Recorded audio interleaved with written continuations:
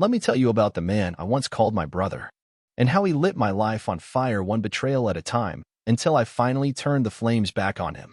My name is Kevin. I'm 35 years old, and up until 2 years ago, I thought I had a relatively boring but stable life.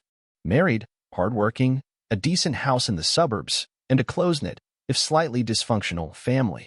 I was never the golden child, but I was the dependable one, the son who paid his way, kept his head down, and didn't ask for favors. My younger brother? That's a different story. Zach was the type of person you either worshipped or hated. Growing up, he was charming, dangerously so. He could talk his way out of any punishment, bet his eyelashes at mom to avoid chores, and sweet-talk teachers into bumping his grades. But behind that golden boy smile was a manipulative, jealous snake. I learned that the hard way. First when he stole my bike and blamed it on a neighbor. Then when he slept with my high school girlfriend after I left for college. But what happened years later made all of that look like a warm-up. Let's back up a bit. My wife, Jenna, and I met when we were both working at the same architecture firm. We fell for each other fast, married by 28. Zach was always a little too familiar with her, complimenting her outfits, lingering in conversation, joking about, if only I'd met you first. I wrote it off as his usual flirtiness. Jenna hated it, or so I thought. Turns out, she didn't hate it nearly enough. Fast forward to Christmas 2 years ago. I had just landed a massive promotion at work, and my parents, God bless them, had decided to retire and move to Florida. They sat Zach and me down and told us they were updating their will. The inheritance? $2 million between the two of us. Or so we thought. That night, I caught Jenna whispering with Zach in the hallway. Something about when we tell him, and timing. My stomach flipped, but I didn't want to be paranoid. I pushed it down and tried to enjoy the holidays. That was a mistake. A week later, I found out from my best friend, not even from Jenna herself, that she was pregnant. The problem? We hadn't been intimate in months. Not since August. And it was January. I confronted her, and at first she played dumb. Then she cried. Then she admitted it. She and Zach had been sleeping together behind my back for nearly a year. My brother. My blood. I lost everything that night. My marriage. My faith in family. My belief that being the good guy mattered. But the story didn't end there. Because karma, that beautiful, brutal force, was just getting warmed up. And I had no idea what was coming next. A month after my marriage disintegrated in the most humiliating way possible, I was still trying to rebuild some sense of normalcy. Therapy 3 times a week. Lost 15 pounds from stress and no appetite. My apartment was a shoebox, but it was quiet, and there was no trace of Jenna or Zach in it. Then came the call. It was from my parents' estate lawyer, a man named Calvin whom I barely knew. He requested a private meeting. I assumed it was about standard paperwork. Maybe finalizing the split on that $2 million inheritance they'd mentioned during the holidays. When I walked into his office, Calvin had this odd mix of sympathy and tension on his face. "Kevin," he said, closing the door. "Your parents changed their will." I blinked. I figured. What's the deal? 50-50 split. He slid a folder across the desk. "They left everything to you." I froze. "Everything?" He nodded. "All liquid assets, including retirement accounts, investments, and their home, totaling just under $2 million. Zach is no longer mentioned in any capacity." My brain couldn't process it. I felt like someone had just hit pause on reality. Zach, the golden child, the manipulative favorite, the one who always got everything, was getting nothing? Why? I croaked. Calvin leaned back, clearly weighing how much he should say. "Your parents found out what happened between your wife and Zach. They were furious. Not just because of the affair, but because Jenna was pregnant and Zach lied to them about it." Lied? Oh, I hadn't heard that part. Apparently, when Jenna confessed the affair to me, Zach told my parents I had emotionally abandoned her and that she was confused and seeking comfort. He spun the narrative like he was some savior stepping in during my alleged absence. When they didn't buy that, he doubled down and said I had known all along and that they had my blessing. I was speechless. I didn't even know what hurt more, the betrayal itself or the gaslighting that followed. Then came the kicker. Your mother said, and I quote, "I didn't raise a son to screw over his brother like this. He's dead to me." I left that office in a daze, folder clutched in my hand, still processing the fact that the one card Zach had always played, the "Mom and Dad love me best" card, had just been torn in half. And then came the first message. "Zach, hey Kev. Look. I know we've got tension right now, but I think we should talk. I heard about the will. Maybe we can work something out. No apology. No remorse. Just a we should talk. Classic Zach. I didn't respond. Then came message number 2. Zach, bro. You can't just ice me out. You don't need all of that money. I've got a kid on the way, and I'm struggling. Can we please just sit down and figure something out? He was struggling? Good. Let him. The audacity of this man to impregnate my wife, lie to my parents, take from me, and then ask me for a handout? I should have blocked him right then and there. But I didn't, because that was the moment I decided I wasn't going to ignore him. No, I was going to answer, and I was going to play the long game. Here's where it gets good. A few weeks later, I accidentally ran into Zach at a mutual friend's birthday party. He looked like shit. Puffy eyes. Stress wrinkles. Jenna wasn't with him.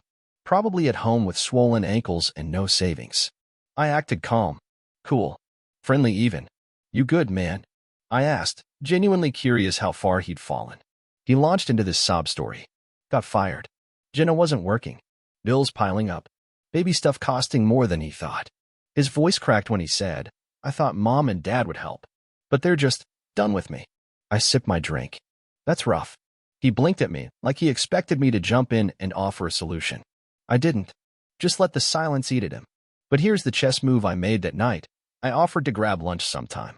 You know, I said, I'm still pissed about what you did, but I don't want to be enemies forever. Maybe we talk. Start over. Zach looked like someone had just handed him a winning lottery ticket. He was practically vibrating with fake gratitude. Yeah, man. Totally. That'd mean a lot. He thought he was back in the game. He had no idea that lunch would be the first step in dismantling everything he thought he still had. We met at a cheap diner near his apartment. He looked rough. Eye bags, greasy hair, and a defeated slouch. This was no longer the smug golden boy who thought he could get away with anything. This was a man desperate enough to beg the brother he betrayed. He tried small talk. I wasn't interested. I let him spill. Turns out, he'd been fired from his IT job a month earlier, not laid off, fired. Office drama, miscommunication, whatever excuse he mumbled. Jenna wasn't working. Apparently, pregnancy had hit her hard, and her parents refused to help. He started crying into his coffee. I screwed up, Kev. I know that, but I need your help. Just until the baby's here. Please. It was almost comical. This man had an affair with my wife, got her pregnant, and now wanted me to rescue him? I kept my expression neutral. What kind of help are we talking about? He asked for 10 grand. I almost laughed, but I didn't. I nodded, slowly. I'll think about it, I said. And just like that, I became his lifeline. But here's what he didn't know. I'd already hired a private investigator. The same day I found out about the inheritance, I called a guy recommended by a friend. I wanted dirt. On Zach. On Jenna. On their finances, their habits, their secrets. That lunch? It confirmed what I suspected. Zach was spiraling fast. But before I dropped the hammer, I wanted him to dig his own grave a little deeper. So I made a plan. A week later, I met Zach again. This time, I brought into my new place. Nothing flashy, but big enough to make a point. He walked in, eyes wide, taking it all in. Damn, man, this place is nice. I offered him a beer and told him I'd thought about his request. I can help, I said, but not with money. I've got a property upstate I'm fixing up. You want to earn something? Come help me renovate. I'll cover food and gas, and if you don't screw it up, I'll float you some cash. He agreed instantly. Desperation makes people easy to control. Every weekend, Zach drove 2 hours up north and worked under me like some unpaid intern. I kept him just tired and hopeful enough to think I was turning soft. I wasn't. I was buying time while the PI did his job. 3 weeks in, I got the first file. Turns out, Zach had been doing more than just messing up at work. He'd stolen company software and tried to sell it freelance and got caught. Fired, blackballed, and potentially facing legal action. Jenna, meanwhile, wasn't just sitting at home. She was online, shopping luxury baby items while telling people they were struggling. Worse? She was venting to mutual friends, spinning the story that I had ruined the marriage and that Zach was the victim. I was done being quiet. So I told the PI, dig deeper. And I told Zach, come up next weekend. I've got a surprise for you. Zach arrived late that Saturday, dragging his feet like a sulky teen. I greeted him with a grin and told him to grab the toolbox. We had something important to fix in the guest room. What he didn't know was that I'd installed a hidden camera, audio and video. I wanted documentation. Once inside, I tossed him a beer and sat him down. You ever wonder what it's like to watch someone lie straight to your face, Zach? I asked casually. He froze, beer halfway to his lips. What do you mean? I opened my laptop and played a voice recording, Jenna's. She was ranting to a friend about how Zach was lazy, pathetic, and that she only stayed with him because she didn't want to raise a baby alone. His face drained of color. I followed it up with a few screenshots, her private DMs, dating profiles under fake names, late-night messages with other guys. She's cheating on you already, I said coldly. Just like she cheated on me. Karma's a fast B***TCH, huh? He didn't speak. Just sat there, mouth open, staring at the screen. And by the way, I added, you might want to call your old boss. I heard someone filed a complaint about that stolen software deal you tried to run. He finally stood up, shaking with rage, but not at me. He looked like a man unraveling. Why are you doing this? He whispered. I stepped forward, close enough that he had to meet my eyes. Because you never apologized. Because you never suffered. Until now. I let him leave that night broken and silent. But I wasn't finished. Because the next move wasn't about pain. It was about exposure. Sunday night, I typed up a short, polite email. Attached to it were PDFs, screenshots, message logs, and a summary report from the PI. Recipient? Zach's old company's HR director. I didn't say much. Just thought you should be aware this former employee might still be in possession of proprietary software. I've attached evidence you may find relevant. Feel free to reach out with questions. I hit send. Then I waited. Monday morning, it exploded. By noon, Zach called me 6 times in a row. I ignored each one. By 3 p.m., a friend from his former company texted me. Bro, what did Zach do? They're threatening to sue. His name's getting dragged in Slack. Turns out, the company hadn't yet pursued legal action because they lacked clear evidence. I gave them exactly what they needed, and they were furious. Zach texted me again. You just ruined my life, man. What the hell is wrong with you? No, Zach. You did that all by yourself. And I wasn't done yet. That night, I dropped off an anonymous package to Jenna's parents. It included her messages trashing Zach, her pregnancy timeline, that didn't quite add up, and screenshots of her dating profiles. The fallout? Her parents kicked her out. Now Zach was jobless, publicly disgraced, and sharing a one-bedroom with a pregnant woman who despised him, and had nowhere else to go. All of it documented. But I wasn't keeping it for myself. Because the next phase? That was for everyone else to see.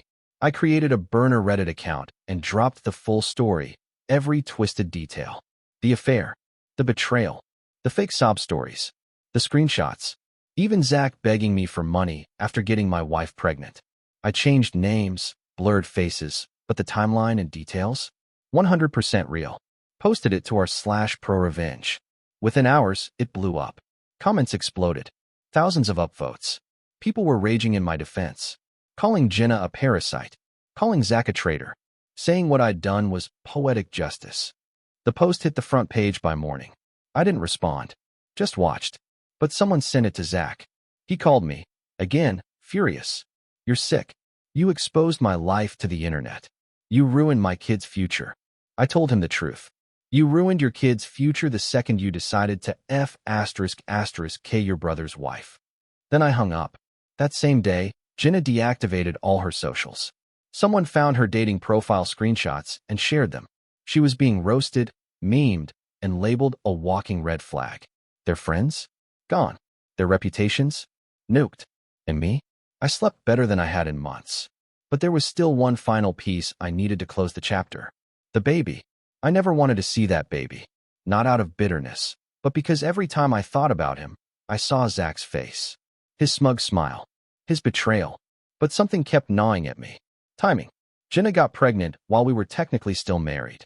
And despite everything, I never saw proof the kid was his. I needed closure. So I got a lawyer and filed for a discrete paternity test. Legally, I was still within my rights.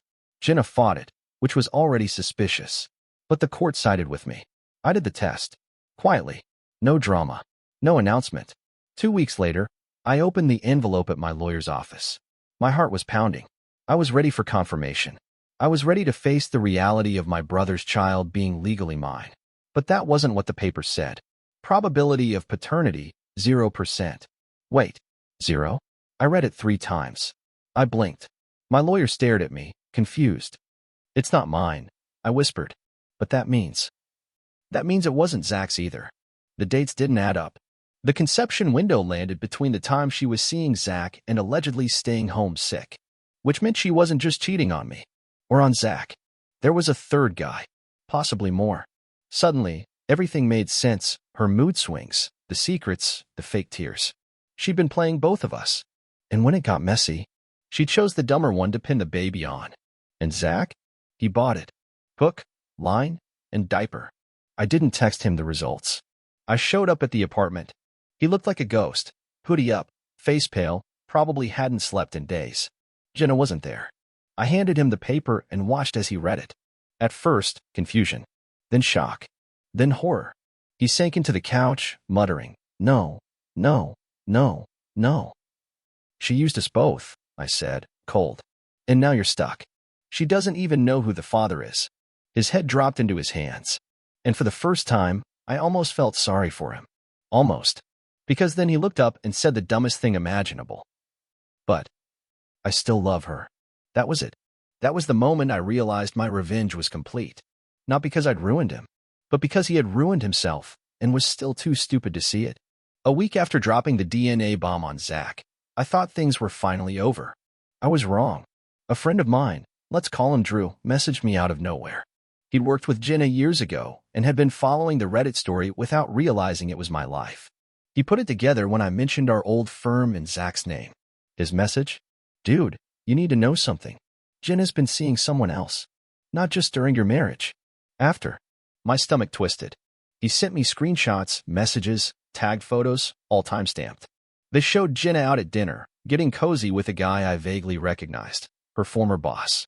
The same guy she swore up and down was creepy and annoying. The one she said she couldn't stand. Turns out, they'd been hooking up before she ever touched Zach. So I made another quiet move, reached out to the guy. He was surprisingly chatty. I pretended I just wanted clarity for legal reasons. And oh, he spilled everything. They'd had a thing on and off for nearly 2 years. She told him I was emotionally distant, that Zach was a rebound mistake. She even tried to move in with him when she got pregnant, but he kicked her out when she couldn't prove the baby was his either. The man literally said, "She's beautiful, but poison." I dodged a bullet. And Zach? Still playing house with her. Still clinging to the idea of making it work. I sent him one final message.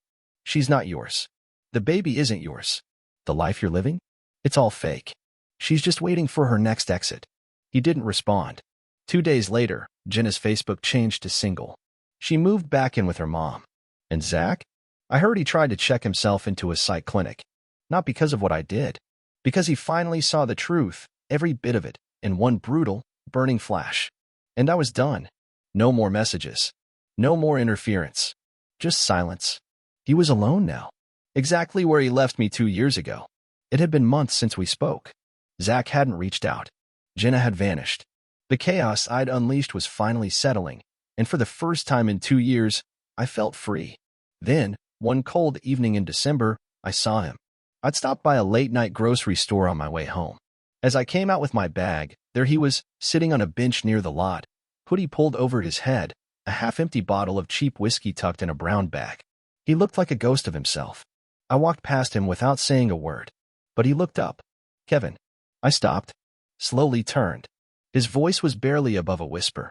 I just wanted to talk. Please." I stood there for a moment, then walked over. Not out of kindness. Out of curiosity. He was shivering, not from the cold. From what was left of his life. "I lost everything," he said, voice cracking. "The job, Jenna, the baby, even mom and dad." I didn't say a word. He looked up at me with hollow eyes. "Why did you do it, Kev? Why didn't you just let it go?" I let the silence hang between us. Then I answered, "You didn't just sleep with my wife, Zach. You didn't just lie to my face. You took everything I loved, laughed while doing it, and thought you'd walk away clean. You left me broken." He blinked rapidly, like he didn't expect honesty. "But I never hit you back. I never screamed. I never trashed your name. You thought that meant I was weak." I leaned in, just close enough. "I don't yell, Zach. I bury." His shoulders sagged like I'd physically punched him. I'm sorry, he finally whispered. I stared at him. I waited for the familiar anger to rise, the rage, the pain, the grief. But it didn't. Because I wasn't angry anymore. I was done. I don't need your apology, I said flatly. I needed you to feel it. Now you do. He wiped his eyes. I don't know what to do anymore. And that's when he asked the question. Can you help me? Not with money. Just something. Anything. I'm lost, man. I studied him. This was my moment. The perfect opportunity to slam the door. Crush what was left. But I didn't. I reached into my pocket, pulled out a $20 bill, and dropped it in his lap. Buy yourself a meal, I said. And remember how you got here. He didn't stop me as I walked away.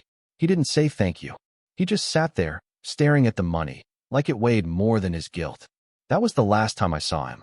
Since then, life's been quiet. I took a trip to the mountains, reconnected with old friends, even started dating again, slowly, carefully. The money my parents left me, I've put most of it into charities, housing programs, things that help people rebuild. Because I rebuilt, brick by brick, not in spite of the betrayal, because of it. And Zach, he's out there somewhere, alone, probably still looking for someone to blame. But I'm not looking back, because revenge wasn't the end of this story. Freedom was.